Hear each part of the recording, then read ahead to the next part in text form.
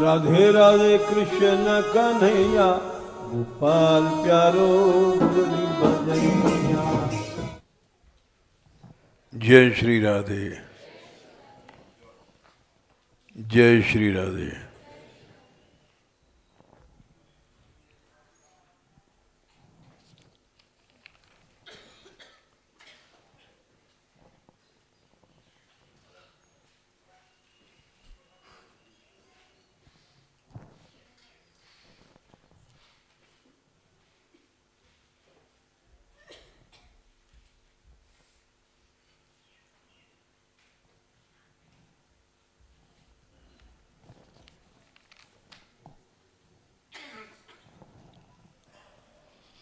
कल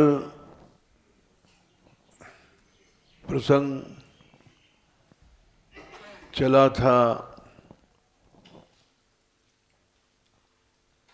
कंस का, शायद वह कितना पराक्रमी था।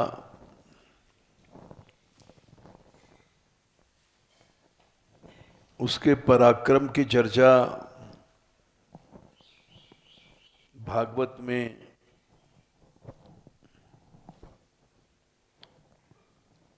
बहुत संक्षेप में की गई।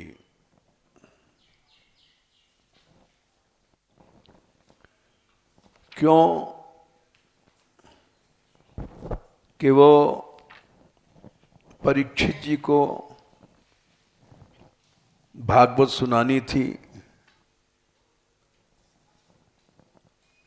7 दिन का समय था।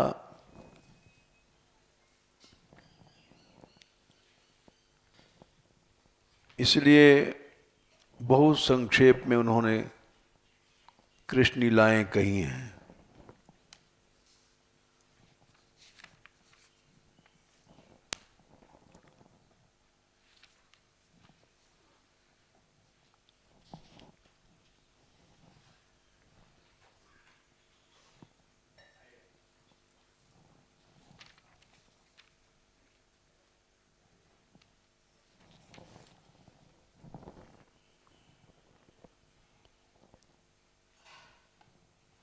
किंतु कंस का पराक्रम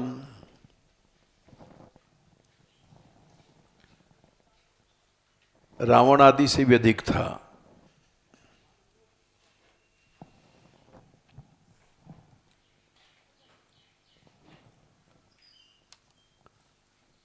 एक श्लोक में उन्होंने वर्णन किया है, 4थे अध्याय में 36वें श्लोक में,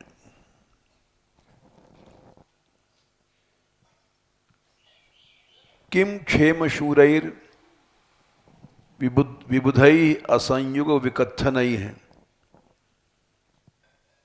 रहो जुषा किम हरिणा शंभुना वा वनौकुसा किम इंद्रेण अल्पवीर्येण ब्रह्मणा वा तपस्यता।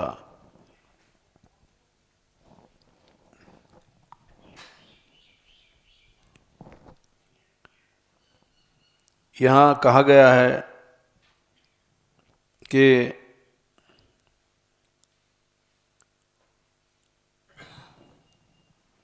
कंस ने जब मंत्रियों को बुलाया, देवी जो 8वें गर्भ से प्रकट हुई थी और वह आकाश में चली गई थी,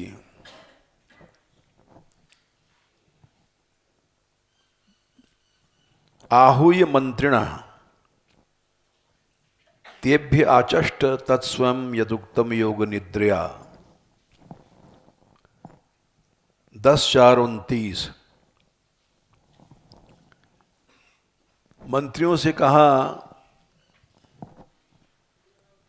योग निद्रा ने, देवी ने जो आकाश में जाकर कहा, किम मया हतया मंद जातः खलु तवान्त कृत यत्र पवा पूर्वशत्रुर मां हिंसी कृपणान व्यथा।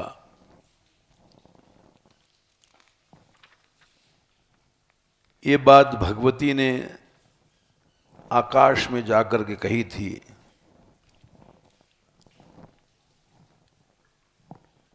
कि मुझे क्या मारता है,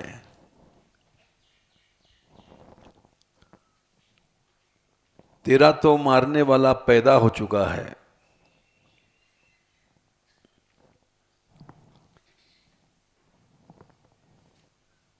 इस बात से कंस ने मंत्रियों को बुलाया।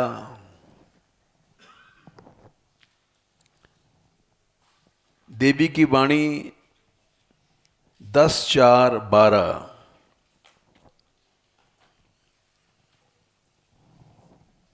बोले शिष्यों को मारता है, तेरा मारने वाला तो कहीं पैदा हो चुका है।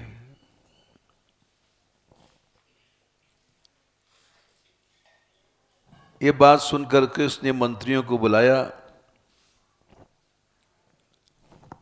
आचष्ट तत्सर्वम यदुक्तम योग निद्रया। जब मंत्रियों ने सुना तब उन्होंने कहा कि मुद्यमयी करिष्यन्ति देवाः समरभीर्वा। 10:4:32 ये देवता युद्ध से डरते हैं,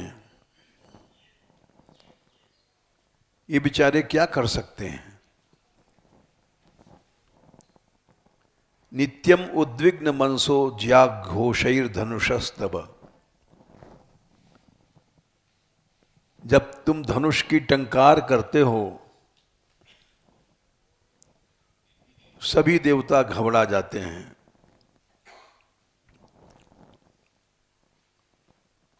और पलायन पराययुः, सब भाग जाते हैं। स्वर्गलोक में कोई भी नहीं है जो तुम्हारे सामने खड़ा हुए, चाहे सूर्य हैं, चाहे वायु हैं, कोई भी हैं। यहां तक कि केचित प्रांजलयो दीना न्यस्त शस्त्रा दिवौकसः। 10:4:34 हाथ जोड़ करके हथियार फेंक देते हैं। दिवौकस माने देवता लोग, और अपने बालों को खोल देते हैं। कच्छ कहते हैं, काछनी जो पहनी जाती है, लंगोट अंगोट, वो सब फेंक देते हैं। मुक्त कच्छ शिका केचित, और कहते हैं हम डर गए हैं, हम डर गए हैं। उस समय तुम उनको नहीं मारते हो। विस्मृत शस्त्रास्त्रान, जिन्होंने शस्त्र छोड़ दिया है, रथ से उतर गए हैं, रथ नहीं हैं, भय से डरे हुए हैं, या जिनके धनुष टूट गए हैं, ऐसे लोगों को तुम नहीं मारते हो। तुम बड़े वीर हो। किम क्षेम शूरैर विबुधैः। ये बेचारे देवता क्या लड़ेंगे, ये तो अपने क्षेम माने बचाव के कल्याण में लगे रहते हैं। असंयुग विकत्थ नहीं है। असंयुग माने युद्ध छोड़ करके दूर से बड़ी बड़ी बातें करते हैं। और कंस से कह रहे हैं मंत्री लोग, विष्णु भी क्या करेगा तुम्हारा। रहो जुषा किम हरिणा। इनको पता है कि विष्णु भी नहीं मार सकते, वरदान है इनको। वे एकांत में हरि माने विष्णु रहते हैं। शंभु क्या कह रहे हैं तुम्हारा, वो तो बेचारा जंगल में रहता है। शंभुना व वनौकसा किम इंद्रेण अल्पवीर्येण। इंद्र बेचारे में तो कोई ताकत ही नहीं है। ब्रह्मा भी सामने नहीं आ सकता, वो तपस्या करता रहता है। एक श्लोक में लो ही वर्णन किया उन्होंने, क्योंकि श्रीमद् भागवत पूरा सुनाना था। हमारा उद्देश्य भी कंस की कथा सुनाना नहीं है। हमारा उद्देश्य है कि कंस में जो प्रताप था वो रावण आदि में भी नहीं था।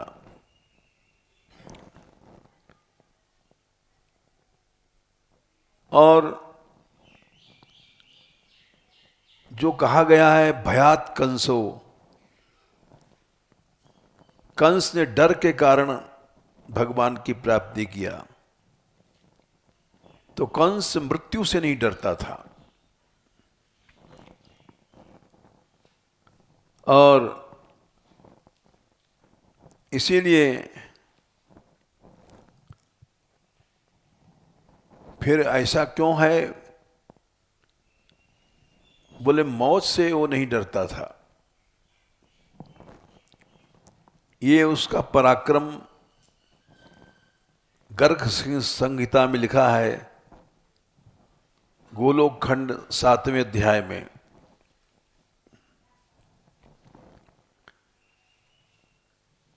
बाणासुर से जब युद्ध करने कंस गया है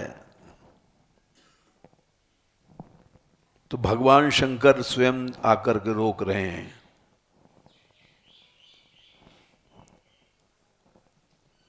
और बाणासुर को भी रोका। बाण उनका भक्त है। बाणासुर के पीछे शंकर जी भगवान कृष्ण से लड़े थे, भागवत में कथा है।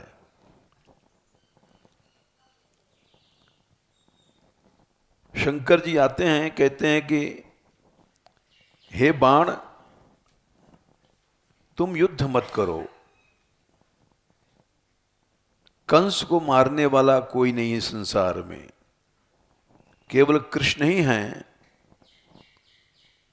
तुम इनको जीत नहीं सकोगे। और परशुराम जी ने इसको वैष्णव धनुष दिया है।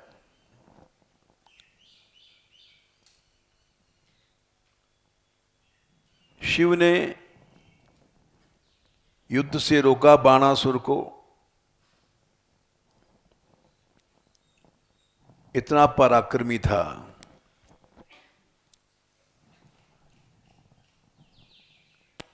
फिर वो डरता क्यों था?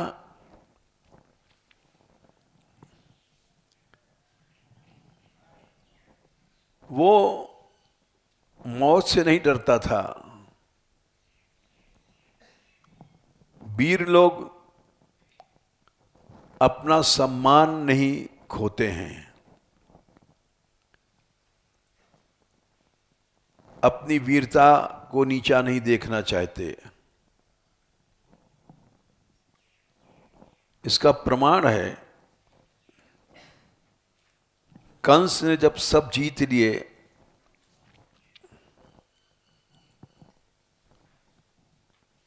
अघासुर आदि को, जिनके विष से देवता भी डरते थे अमृत पीने के बाद भी, और त्रिपुरासुर को जीता था भगवान शंकर ने। वही धनुष परशुराम जी को दिया था, और परशुराम जी ने वही धनुष कंस को दिया कि अगर तू नहीं चढ़ा पाएगा इसको तो मैं अभी तुझे अपनी तप की शक्ति से नष्ट करूंगा। परशुराम की बात सुन करके उसने उसी धनुष को, जो शंकर जी ने जिससे त्रिपुरासुर को युद्ध किया था, 100 बार फैलाया, 100 बार, और उसकी आवाज से सारा ब्रह्मांड, लोक पाताल सब गूंज गए, आकाश के तारे टूट करके गिरने लग गए। तब परशुराम जी ने कहा, ले, ये जो धनुष तोड़ने वाला होगा उसी से तेरी मृत्यु होगी। वो धनुष उसने, परशुराम जी ने कंस को दे दिया और पृथ्वी पर विचरने लग गया। किसी से भी पीछे नहीं हटा युद्ध में। एक जगह हटा है पीछे,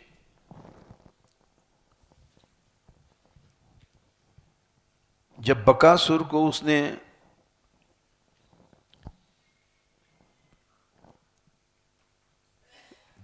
बकासुर ने कंस को निगल लिया था, लेकिन वो कंस मरा नहीं। उसके शरीर को वो हजम नहीं कर पाया और बाहर निकल करके कंस ने घूंसे मारे और उन घूंसों के प्रहार से वो हार गया।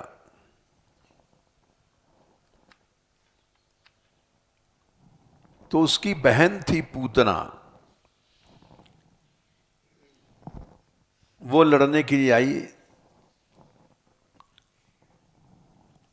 कि तूने भाई को तो जीत लिया, अब मुझे जीत के दिखा। तब कंस ने वहां कहा है,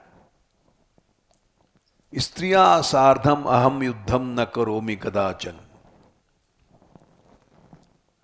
स्त्री से मैं युद्ध नहीं कर सकता हूं,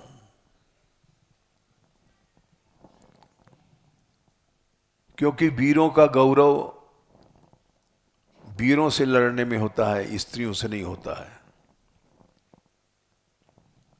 स्त्री से तो लड़ना ही हम अपनी बेइज्जती समझते हैं, वो हारने से भी बुरा है। तू जा, मेरी बहन बन जा, तेरा भी मैं सम्मान रखता हूं।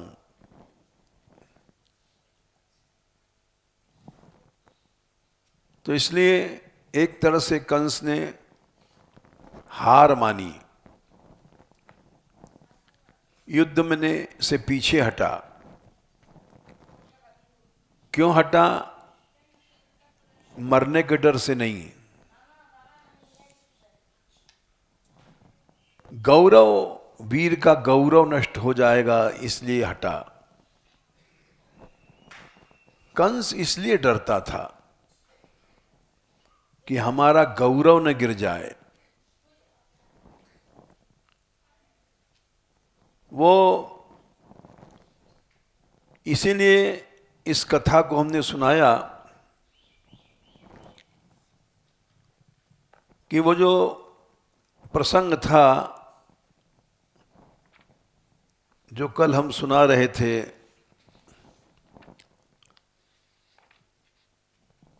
वृषभानुजा का,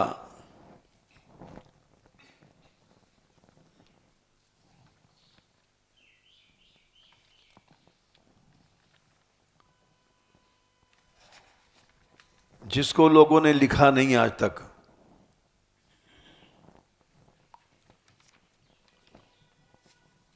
बरसाने में की ओर कोई भी असुर नहीं आया कंस का, और कंस भी।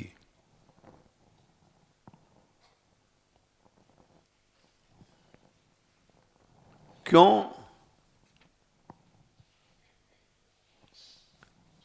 क्योंकि कंस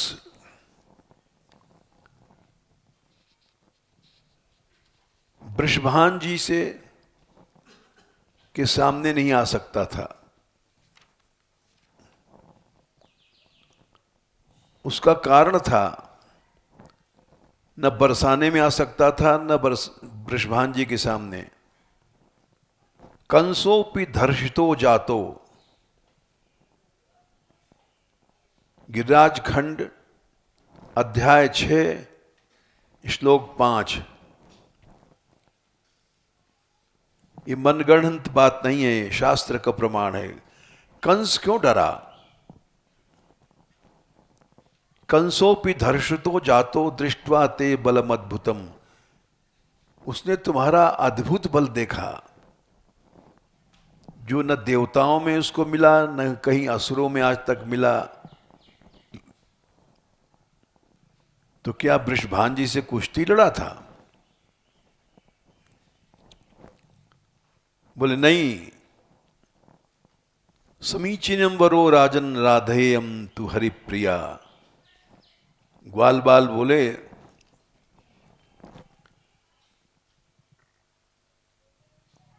कि हे राजन,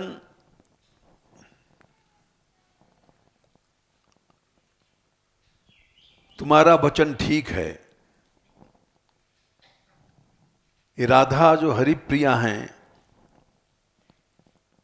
तत्प्रभावेण तु ते दीर्घम वैभवम दृश्यते भुवि। राधा का प्रताप है तुम्हारे पास, इसलिए तुम्हारे में वो शक्ति है जो कहीं नहीं है। ये प्रमाण है। तुम्हारे पास वो वैभव है जो नंद बाबा के पास भी नहीं है। तत्समम वैभवम नास्ति नंदराज गृहे क्वचित। नंद बाबा के पास, बेचारे के पास इतना वैभव नहीं हो सकता। कृषि बलो नंद राजो गोपतिर दीन मानस।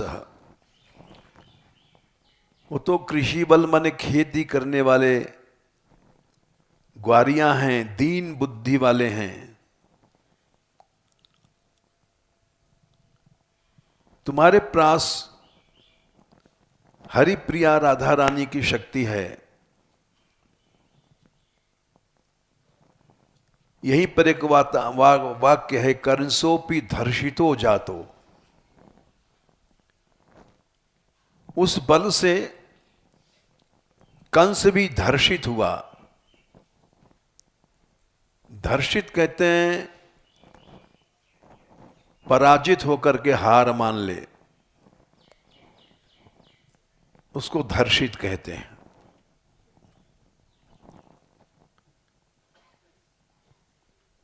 जब सृष्टि के शुरू में मधु कैटभ थे, भगवान के कान से पैदा हुए मैल से, और युद्ध के लिए उन्होंने विष्णु भगवान को ललकारा। वो शयन कर रहे थे और विष्णु उठ, युद्ध कर। तो भगवान ने युद्ध किया। उस समय सृष्टि में नहीं थी, प्रलय था, और वो दो थे। एक से लड़ते तब दूसरा दम लेता, फिर दूसरा खड़ा हो जाता। ऐसे बहुत समय तक युद्ध चला। आखिर में विष्णु भगवान समझ गए कि इनको मारना कठिन है। तब उन्होंने, भगवती की स्मृति आई, देवी प्रकट भई, और भगवान ने कहा कि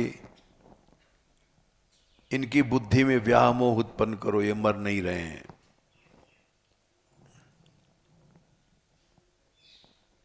तो भगवती हंस गई।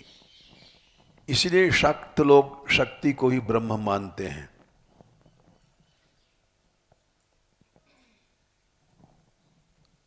और देवी वहां गई और उनकी बुद्धि में बैठ गई और दोनों बोले, विष्णु हम तुम्हारी वीरता से बहुत प्रसन्न हैं।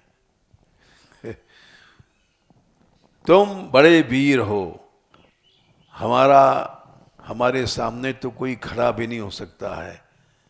तुम इतने वर्ष से युद्ध कर रहे हो, तुम वरदान मांग लो हमसे।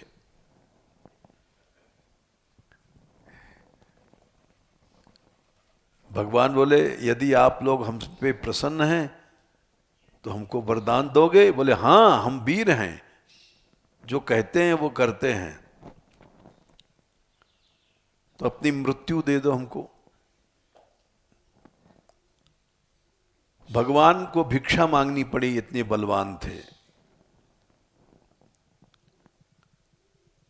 फिर वो चक्कर में आ गए कि वीर तो वही है जो कह करके हटता नहीं है। उन्होंने कहा, एक शर्त है, तुम हमको वहीं मारो जहां आधार न हो, पृथ्वी न हो, न आकाश हो, कुछ नहीं हो। ऐसे उन्होंने, भगवान ने कहा ठीक है, अपनी जांघ पर उनका सिर रख लिया और चक्र से उनको काट दिया। देखो, ये पृथ्वी तो नहीं है। तो इसलिए वीरता के कारण वीर लोग मारे जाते हैं, वीराभिमान में। जैसे कंस को सूर्य देवता ने प्रकट होकर के कहा था, कंस तू कवच कुंडल मत देना, कल तेरे पास कुंती मांगने आएगी तेरी मां बन करके। तेरी मां नहीं है, इसने पानी में फेंक दिया था तुझे, और पांडव उसके बेटे हैं, मांगने आएगी। कंस ने कहा, अरे हां, कर्ण ने कहा कि प्रभु, मैं मांगने आएगी तो मैं मना नहीं कर सकता, क्योंकि मैं वीर हूं। वीर व्यक्ति तो कभी भी मना नहीं करता। सूर्य भगवान जो उसके पिता थे, इष्ट थे, इस जन्म के नहीं, पिछले जन्म के थे। पिछले जन्म में कर्ण सहस कवची नाम का दैत्य था, और वो 1000 उसके पास कवच थे।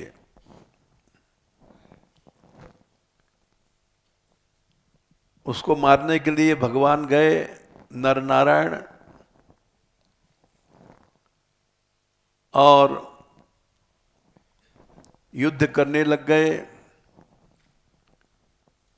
एक थक जाए तो दूसरा विश्राम करे, दूसरा थक जाए तो पहला विश्राम करे। इस तरह से उन्होंने 999 कवच तोड़ दिए। एक कवच बाकी रह गया था। तो सहस कवची ने देखा, अब ये चला जाएगा, एक कवच टूटेगा तो मैं मर जाऊंगा। तो आज आकाश में उड़ गया और सूर्य में छिप गया, सूर्य में प्रवेश कर गया। बड़े तपस्वी होते थे लोग। और वही फिर आकर के कर्ण बना, सूर्य में लीन हो गया था। इस जन्म में सूर्य का पुत्र बना, और सूर्य उसके पिता माने गए। कुंती जब कुंवारी थी, ये सब कथा लोग जानते हैं, तब कुंवारेपन में सूर्य देवता ने आकर के उससे इसको प्रकट किया था, गर्भ रह गया था।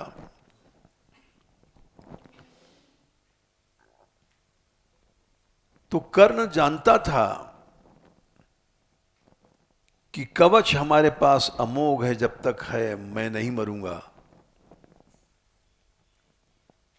लेकिन कुंती जब मांगने गई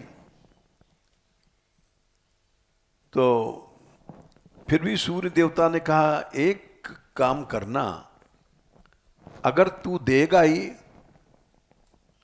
इंद्र भी आएंगे तेरे पास मांगने भिक्षा, तो अमोघ शक्ति मांग लेना उनसे, जो कभी व्यर्थ नहीं जाती है। कुंती आई, सवेरे वो स्नान करता था किसी नदी में, हस्तिनापुर में तो गंगा जी ही हैं, और सूर्योपस्थापन करता था, सूर्य देवता को जल देता था। उस समय कोई भी मांगे तो लौट के देता था दान। वो दानवीर था कर्ण, ऐसा दानवीर आज तक कोई नहीं हुआ। जब वो सूर्य को जल दे करके लौट रहा था, तब कुंती मिली। कर्ण प्रणाम किया, हाँ देवी तुम कौन हो? मैं कुंती हूं, तेरी मां।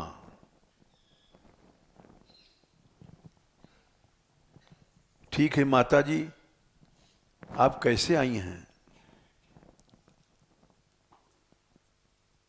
बोले मैं तेरे से कुछ मांगने आई हूं, तू देगा? बोले कि देने में क्या संशय? कर्ण बोला, कर्ण सारा संसार जानता है कि मांगने पर अपना प्राण भी दे देगा।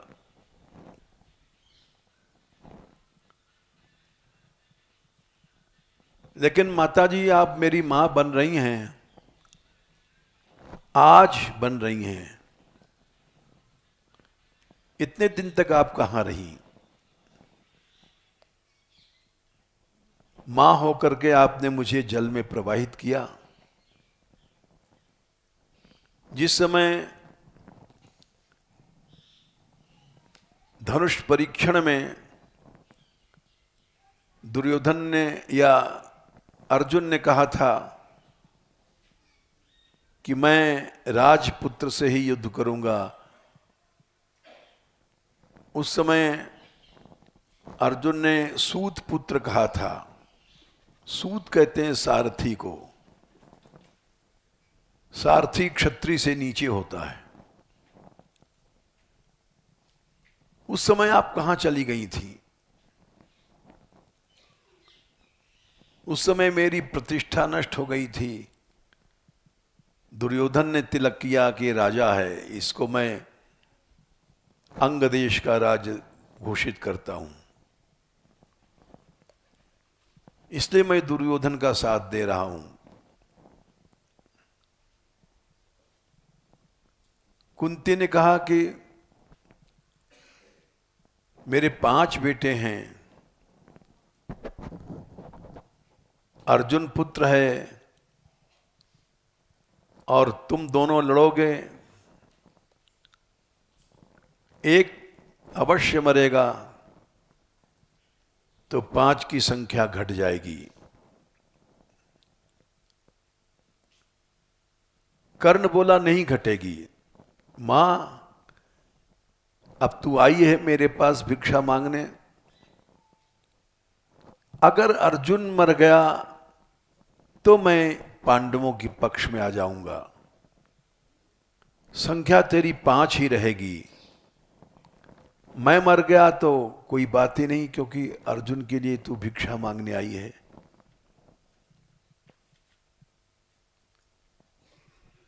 थोड़ी देर में इंद्र आए एक ब्राह्मण का रूप बना करके, और ब्राह्मण जैसे स्वस्ति वाचन करते हैं करने लग गए। कर्ण बोला, क्या मांगते हो? ब्राह्मण बोला, तुम दोगे? बोले, हां, कर्ण मांगने पर प्राण भी दे देगा, ये तो छोटी चीज है। बोले, अच्छा तो कवच कुंडल दे दो अपने।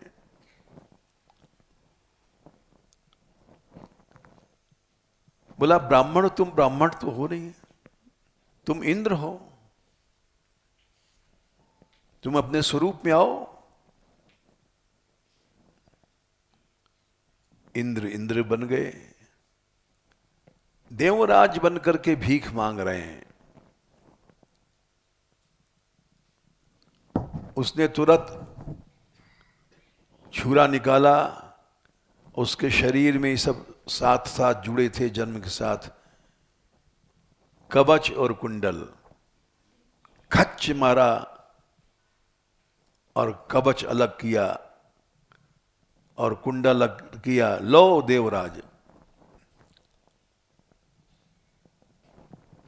तुम हमको भी कुछ दोगे?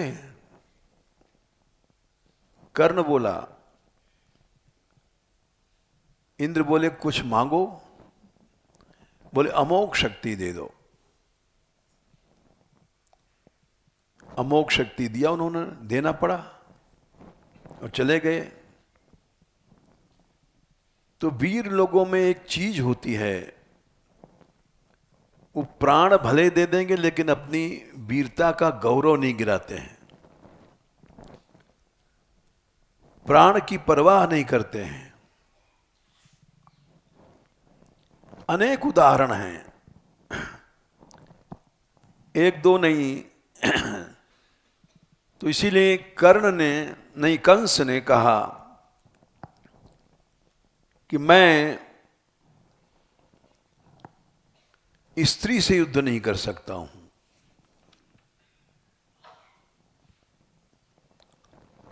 और वो पूतना के सामने से हट गया।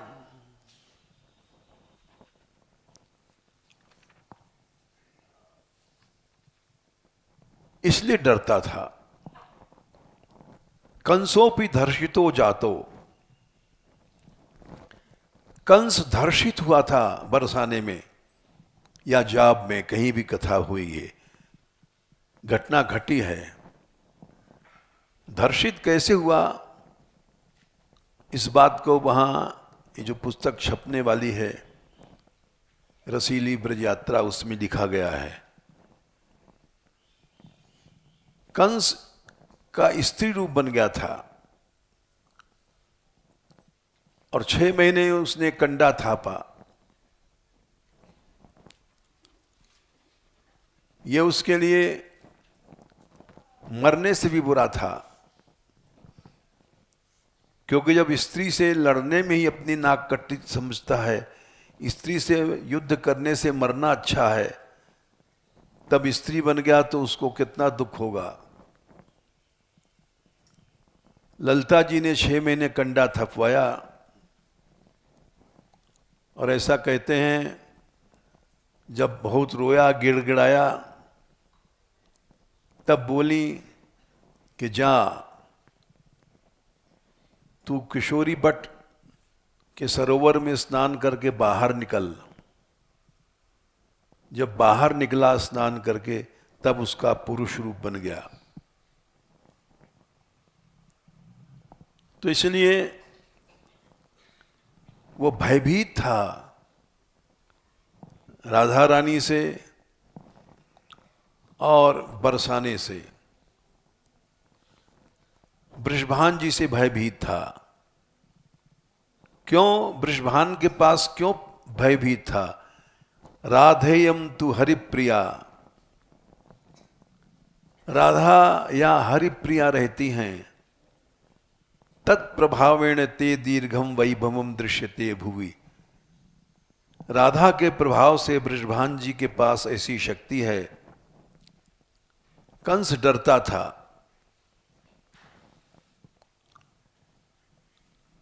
ये कथा सभी लोग नहीं जानते हैं। कौन पढ़ता है इतने ध्यान से गर्ग संहिता आदि को? लेकिन हमने इसीलिए ढूंढ करके प्रमाण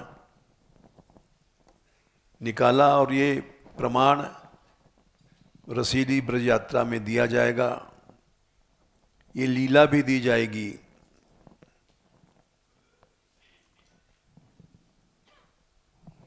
अब प्रसंग जो चल रहा था मोह का,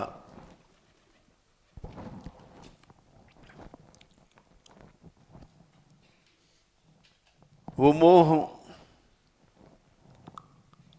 अविद्याजन्य हुई होता है, विद्याजन्य भी होता है।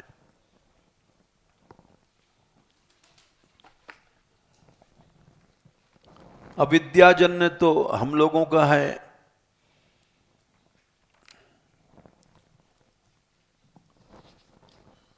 और विद्याजन्य मोह होता है जैसे काक भुषुंडी आदि का।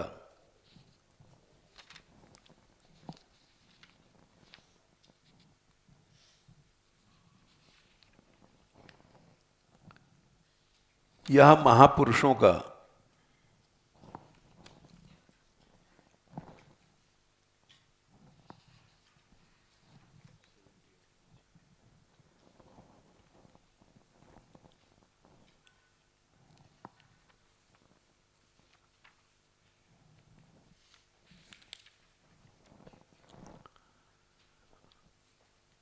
हाँ 78 के नीचे उत्तरकांड। हरि सेवक ही न व्याप अविद्या। हरि सेवक माने जो भगवान के भक्त हैं, उनको अविद्याजन्य मोह नहीं होता। अविद्याजन्य मोह ने काम क्रोध आदि सब ये नहीं सताते हैं, लेकिन विद्याजन्य मोह होता है। प्रभु प्रेरित व्यापैत ही विद्या। तो मोह दो प्रकार का हुआ, एक अविद्याजन्य, एक विद्याजन्य। विद्याजन्य मोह में भक्त का नाश नहीं होता। ताते नाश न होई दास कर, और उससे भक्ति बढ़ती है। भेद भक्ति बाढ़ई विहंग बर।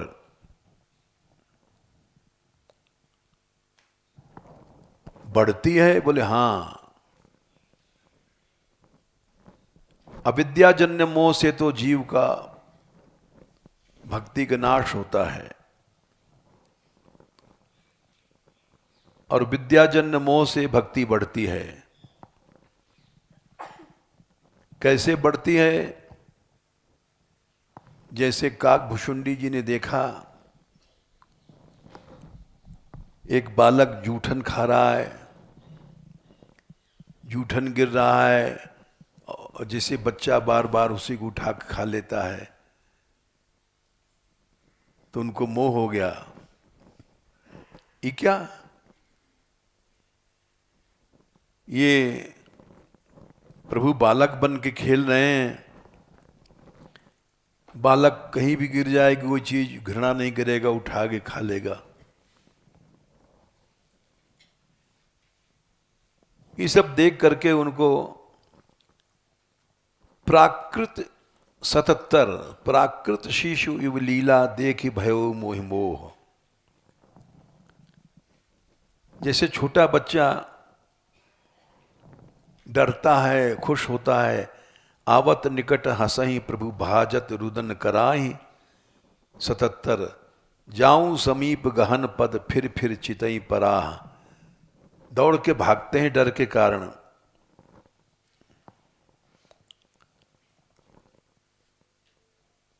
और बार बार देखते भी हैं, हंसते भी हैं, रोते भी हैं। बालक हंसेगा रोएगा एक क्षण में, तो ये देख करके उनको मोह हो गया। जब नर लीला करते हैं प्रभु, इस नर लीला को देख करके सती को मोह हुआ था। अब कोई पूछे वहां भक्ति कहां बढ़ी उनकी? बढ़ी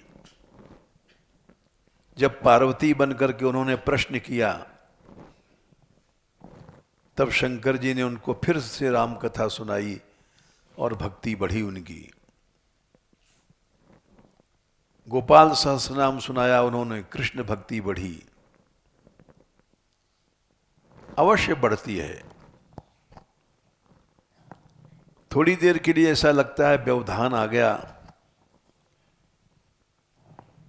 मोह में व्यवधान आ जाता है लीला में। जैसे परीक्षित ने प्रश्न किया कि ये भगवान ने परदाराभिमर्शन क्यों किया? धर्म के लिए भगवान ने अवतार लिया ना। और ये परदाराभिमर्शन तो अधर्म है, जुगुप्सित है, निंदित है। दूसरे स्त्रियों को छेड़ना, पकड़ना, आप्त कामो यदुपति कृतवान यद जुगुप्सितम, जुगुप्सित मद निंदित काम है। ये क्यों किया? ये हमको संशय है। किम अभिप्राय तम न संशयम छिंदी व्रत सुव्रत, दशम स्कंद 29वां अध्याय और 28वां 29वां श्लोक। ये निंदित कर्म क्यों किया भगवान ने? भगवान तो संस्थापनाय धर्मस्य 27वां श्लोक 33 का 27, अवतीर्णो भगवान अंशेन जगदीश्वर। भगवान तो धर्म के स्थापना के लिए प्रकट हुए हैं, अधर्म का नाश करने के लिए, और स्वयं ऐसा जुगुप्सित काम कर रहे हैं धर्म से उल्टा।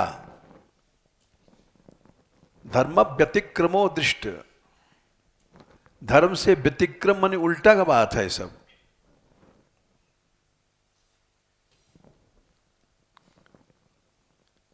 भगवान तो धर्म के वक्ता हैं, कर्ता हैं और गोप्ता हैं। 3 शब्द कहे हैं वहां।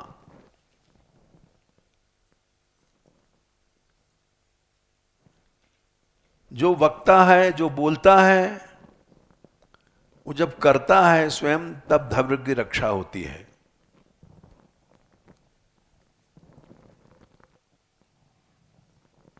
और भगवान काम उल्टा कर रहे हैं।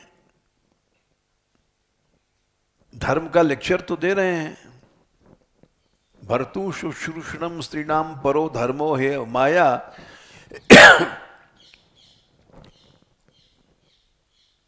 ये उपदेश दे रहे हैं भगवान, और काम उल्टा कर रहे हैं। भगवान ने उपदेश इतना सुंदर दिया है कि बोले, हे देवियों, 29वें अध्याय में 10वें स्कंद में,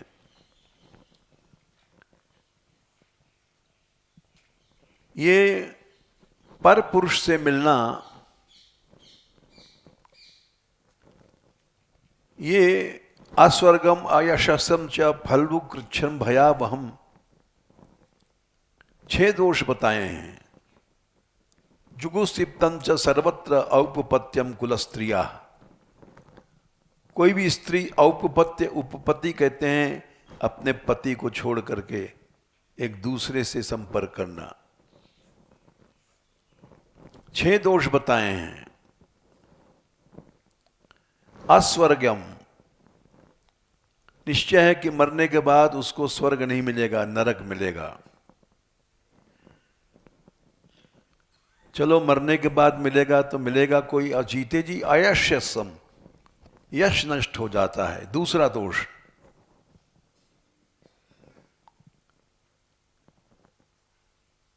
कलंक लगेगा, यश चला जाएगा। चलो चला जाए तो कोई बात नहीं, आनंद तो आएगा नहीं। फल्गु मने तुच्छ है, थोड़ी देर के लिए, ऐसा भी नहीं कि बड़ा आनंद हमेशा रहेगा। तीसरा दोष फल्गु, थोड़ी देर के लिए, कुछ क्षणों के लिए ऐसा लगता है आनंद आया। चौथा दोष कृच्छ्रम, कष्ट से मिलता है, कोई देख न ले, छिप न ले, छिप करके। पांचवा दोष भयावह, भय है उसमें, देख लिया तो भय ही भय है। अस्वर्गम अयशस्सम च फल्गु कृच्छ्रम भयावहम। छठवां जुगुप्सित, निंदित है। 6 दोष बताए हैं भगवान ने। जब 6 दोष बताए हैं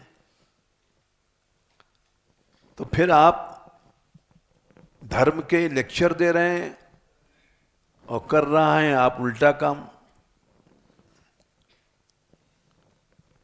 तो धर्म के आप रक्षक तो नहीं हो सकते।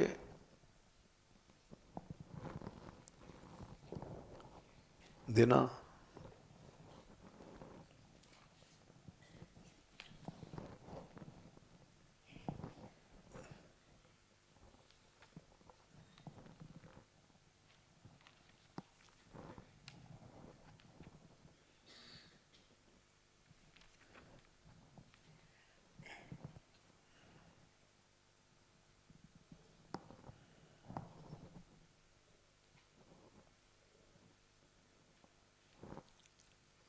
कथम सकथम धर्म सेतु नाम वक्ता कर्ता भी रक्षिता। लो 28वां संख्या। धर्म का वक्ता जो बोलता है और कर्ता अगर करता है वही आचरण स्वयं, तब धर्म का रक्षक माना जाता है। 3 चीजें होती हैं। हम खाली भाषण करें, त्याग करो त्याग करो, और स्वयं पैसा समेटते हैं, तो जो हम कह रहे हैं उसे उल्टा काम कर रहे हैं। तो हम धर्म के रक्षक नहीं बन सकते। वक्ता कर्ता अभिरक्षिता, तीनों को जोड़ा है। तुम जो कहते हो वही अगर करने लग जाओ तो धर्म के रक्षक बन जाओगे, और कहते हो कुछ और करते हो कुछ तो धर्म के रक्षक नहीं बन सकते हो। सकथम धर्म सेतु नाम वक्ता कर्ता भी रक्षिता।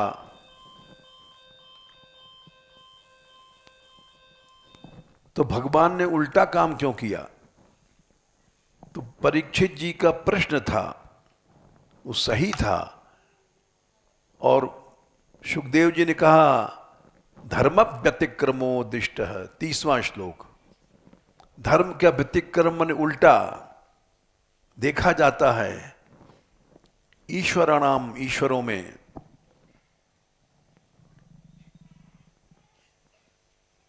लेकिन तेजी साम न दोषाय वहने सर्वभुजो यथा।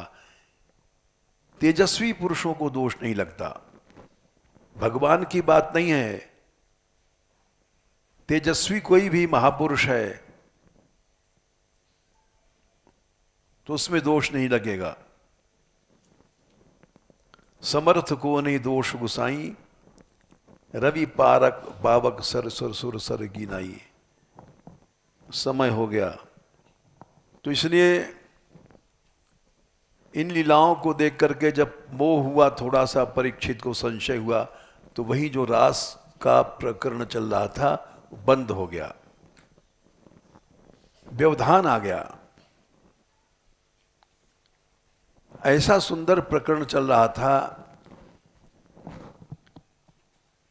कि वो एकदम ब्रेक लग गया। मोह से व्यवधान आ जाता है, इतना अवश्य है,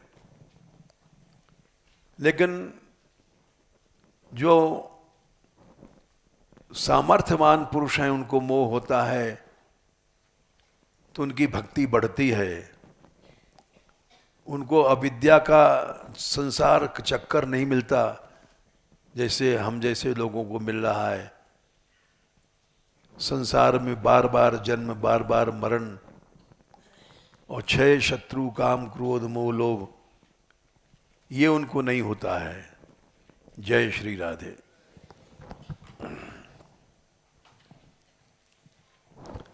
क्या संख्या है श्लोक?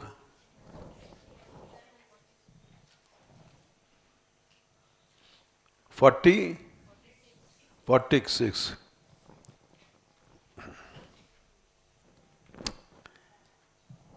ये बड़ा अच्छा श्लोक है जो गया 44। भोग और ऐश्वर्य, इन दोनों में जिसका मन लग गया उसकी बुद्धि भगवान में नहीं लगेगी। भोग तो समझ में आ जाता है, ऐश्वर्य नहीं समझ में आता। ईशता, मालिकियत, हर आदमी मालिक बनता है।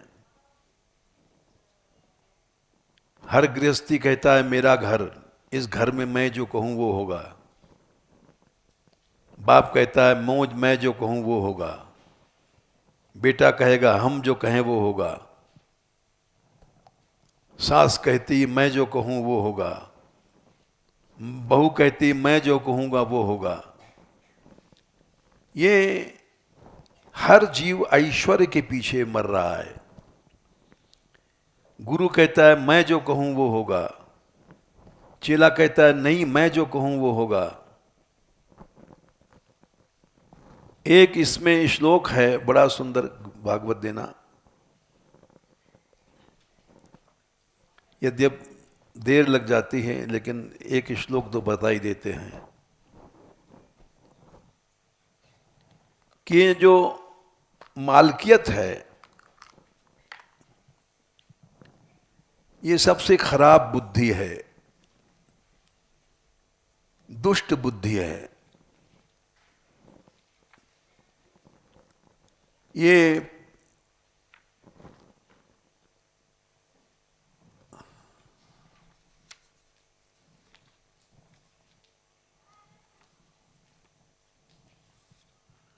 आठवें स्कंद में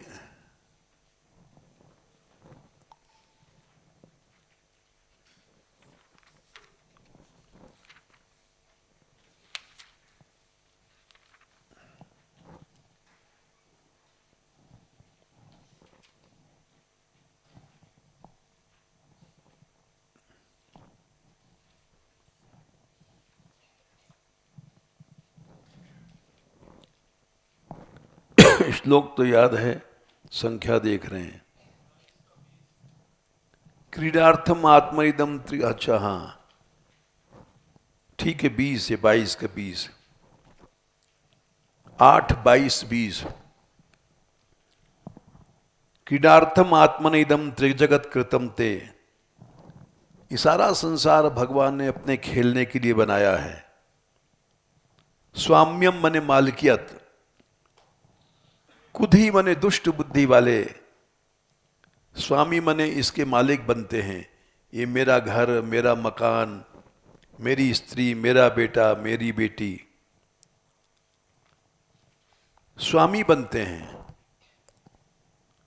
स्वामी वो बन सकता है जो कर्ता रचने वाला, प्रभु माने पालन करने वाला, अस्यत माने नष्ट करने वाला। ये तीन काम जो करता है वो स्वामी होता है। ये तीन में कोई एक काम नहीं कर सकते हम लोग। लेकिन त्यक्त हृदय, लज्जा, बेशर्म हैं हम लोग, और अवरोपित करते बाद ये काम मैंने किया, ये हर समय सोचते हैं महाराज मैंने इतनी बुहारी लगाई, अकेले मैंने सब काम किया। ये कर्तृवाद जो है अज्ञान है, इसी में संसार मर रहा है लोग। तो वही बात भगवान मना कर रहे हैं, भोग तो छोड़ो छोड़ो, ऐश्वर्य छोड़ो, ईशता, मालकियत। साधु बन गए तो भी महंत हैं, ये बड़ा बनना चाहते हैं, ईश्वर बनना चाहते हैं, ये आसुरी बुद्धि है। 45वां श्लोक बोलो। त्रैगुण्य विषया वेदा निस्त्रैगुण्यो भवार्जुन निर्द्वंद्वो नित्य सत्वस्थो निर्योगक्षेम आत्मवान। वेद में जितना भी वर्णन किया गया है त्रिगुणमय है। मरोगे स्वर्ग मिलेगा, वहां भोग मिलेगा। इसलिए वेद को छोड़ दो। निस्त्रैगुण्यो, तीनों गुणों से ऊपर उठो, भाव माने उठो, हो जाओ, गुणातीत हो जाओ अर्जुन। निर्द्वंद्व, द्वंद्व रहित हो जाओ। मान सम्मान, सुख दुख, ये दो दो जो जोड़ा है द्वंद्व हैं। जैसे दिन और रात का जोड़ा है, सुख दुख का जोड़ा है, मान अपमान का जोड़ा है, लाभ हानि का जोड़ा है। ये सब द्वंद्व हैं, दोनों साथ साथ। काम क्रोध का जोड़ा है, राग द्वेष का जोड़ा है। ये दोनों से छूट जाओगे तब तुम नित्य ज्ञान में स्थित रहोगे। नित्य सत्वस्थ मने इसके पहले हम लोगों में ज्ञान न है न होगा। नित्य ज्ञान में स्थित होने के लिए ये द्वंद्व छोड़ना पड़ेगा। योगक्षेम छोड़ दो। निर्योगक्षेम मने दोनों को निर्मन निकाल दो। योग क्या है? अप्राप्त की प्राप्ति का नाम योग है। जैसे पैसा नहीं है, पैसा मिल गया, पैसे का योग हो गया। क्षेम क्या है? उसको संभाल के रखना, चोरी न हो जाए, जेब कट न ले जाए। मनुष्य ब्याह करता है, स्त्री का योग हुआ। क्षेम क्या है? उसकी सुरक्षा। योग क्षेम, ये दोनों छोड़ दो। अगर दोनों बात तुम सोचते हो तो भगवान की भक्ति नहीं, ज्ञान नहीं है, आसक्ति है तुम्हारी। आत्मवान माने वही आदमी संयमी है जो न योग की सोचता है न क्षेम की सोचता है।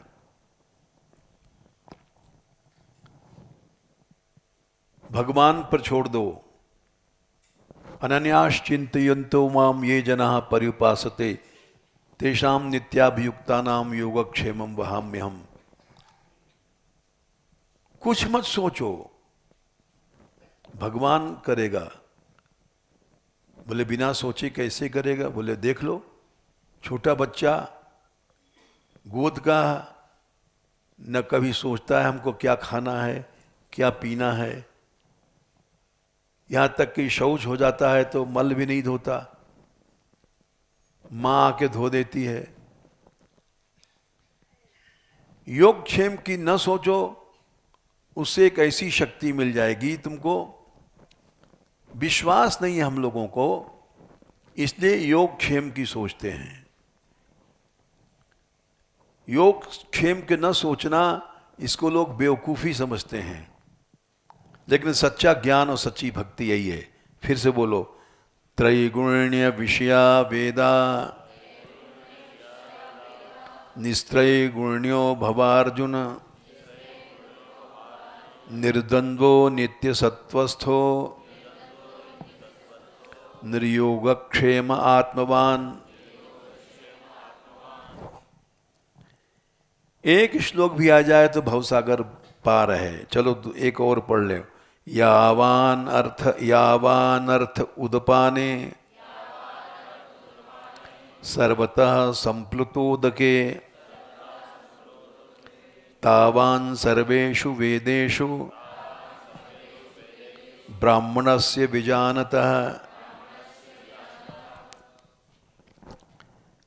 किसी को प्यास लगी है, जैसे रात को पशु पक्षी प्यासे हैं, उड़ के जाते हैं। यहाँ रोज देखते हैं गाय हैं, भैंस हैं। सर्वतः संप्लुतोदके, ऐसी जगह पहुंच जाते हैं सर्वतः चारों ओर। उदक माने पानी, संप्लुत माने भरा हुआ। चारों ओर पानी भरा हुआ है,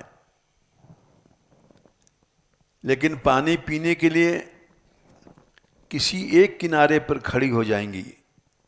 गैया है, भैंस हैं, और एक किनारे से ही पानी पी लेंगी। यावान अर्थ, यावान माने जितना उनको प्रयोजन है। उद पाने माने पानी पीने के लिए। चारों ओर पानी भरा हुआ है, उतना ही सभी वेदों में जो ब्राह्मण हैं, ब्रह्म को जानने वाले, विजानतः माने जानने वाले, उनका उतना ही प्रयोजन होता है। यानी वेद में अनेक चीजें हैं, कर्मकांड है, अनेक तरह के यज्ञ हैं, जाने कितने व्रत हैं। लेकिन हमको तो उतना ही प्रयोजन है जितना भगवान की भक्ति में काम आवे। सारे वेद से क्या मतलब? सर्वेषु वेदेषु, हजारों शाखाएं हैं वेद की, लेकिन जितना ही प्रयोजन रखना चाहिए जितना हमको जरूरत है। कोई शब्द न समझाए, समझ में आवे तो पूछो। चलो पाठ कर लो एक बार और। यावान अर्थ उदपाने सर्वतः संप्लुतोदके तावान सर्वेषु वेदेषु ब्राह्मणस्य विजानतः। जय श्री राधे।